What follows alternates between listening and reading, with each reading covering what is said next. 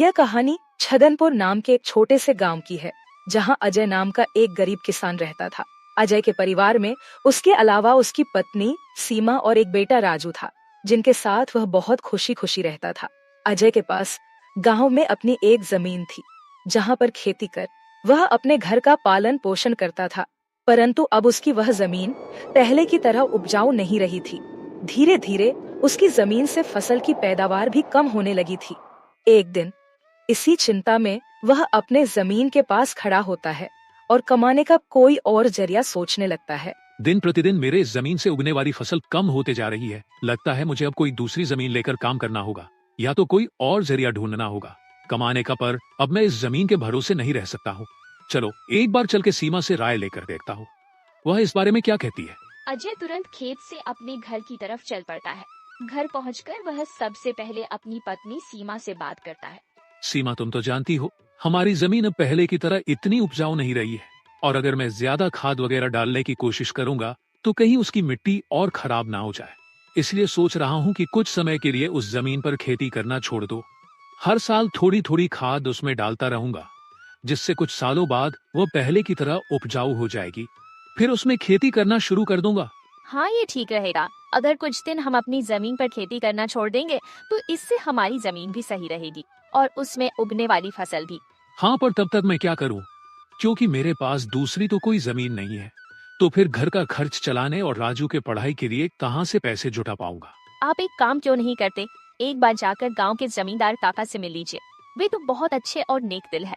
वे आपकी जरूर कोई मदद करेंगे। हाँ सीमा, ये ठीक रहेगा, क्योंकि काका अगर कोई नया काम भी करने बोलेंगे तो वो उसमें भी मेरी मदद कर देंगे।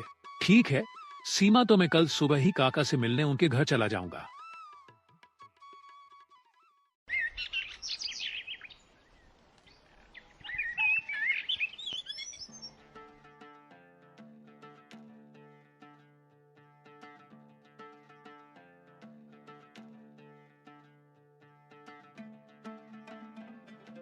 अरे आओ अजय बेटा, बोलो क्या हुआ, कुछ काम था क्या? हाँ काका, आपकी एक मदद चाहिए थी। हाँ बोलो ना बेटा। बेटा मैं किस प्रकार तुम्हारी मदद कर सकता हूँ? अजय फटाफट से जमींदार को अपने खेत की हालत बता देता है।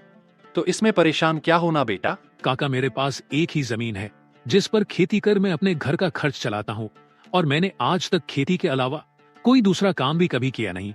तो अब मुझे यही नहीं समझ रहा है, अब मैं काम क्या करूँ। खेती के अलावा दूसरा काम क्यों करना? तुम एक काम करो, मेरे पास गांव के बाहर एक जमीन है, तुम उस पर खेती करो। अजय जमींदार को धन्यवाद कहकर वहाँ से अपने घर के लिए निकल जाता है। अजय अपने घर पहुँचकर सीमा को सारी बात बता देता है। यह तो बहुत अच्छी बात है, यानी आपकी सारी चिंता ही खत्म हो गई। हाँ सीमा, अब मैं काका के खेत पर बहुत मेहनत करूंगा और कोशिश करूंगा कि एक दो और खेत खरीद लूं, क्योंकि भविष्य में ऐसी समस्या आए तो उसके लिए हम तैयार रहे।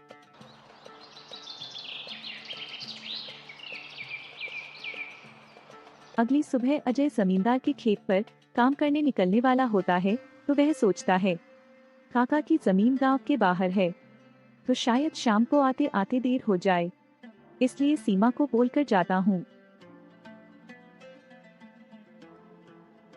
सीमा सुनो, काका का खेत गांव के बाहर है, तो मुझे शाम को घर लौटने में थोड़ी देर भी हो सकती है। तो अगर मुझे देर हो जाए तो तुम और राजू खाना खाकर सो जाना। ठीक है, पर अपना ध्यान रखना।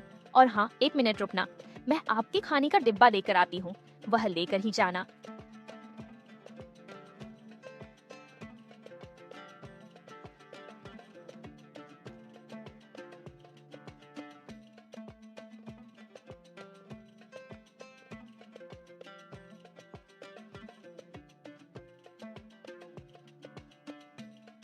जगह थी जहां लोग सादगी भरी जिंदगी जीते थे।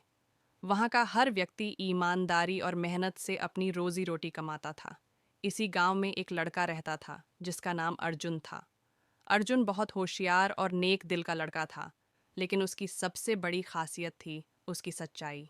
वह हमेशा सच बोलता और दूसरों की मदद करने को तैयार रहता। गांव में एक व्यापारी रमेश रहता था। रमेश अमीर तो था, लेकिन उसका स्वभाव लालची और चालाक था। वह अक्सर गांव वालों को धोखा देकर उनका पैसा हड़प लेता था। अर्जुन को रमेश के इस व्यवहार से सख्त नफरत थी।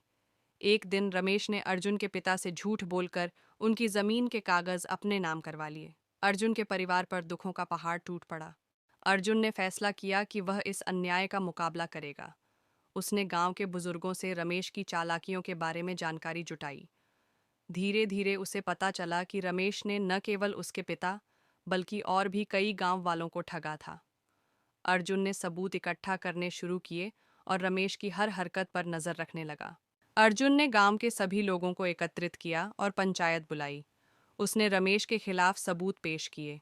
पहले तो रमेश ने सबको गुमराह करने की कोशिश की, लेकिन अर्जुन के सबूत इतने पक्के थे कि रमेश की पोल खुल गई। पंचायत ने रमेश को उसकी संपत्ति गांव वालों को लौटाने का आदेश दिया और उसे गांव से बाहर निकाल दिया।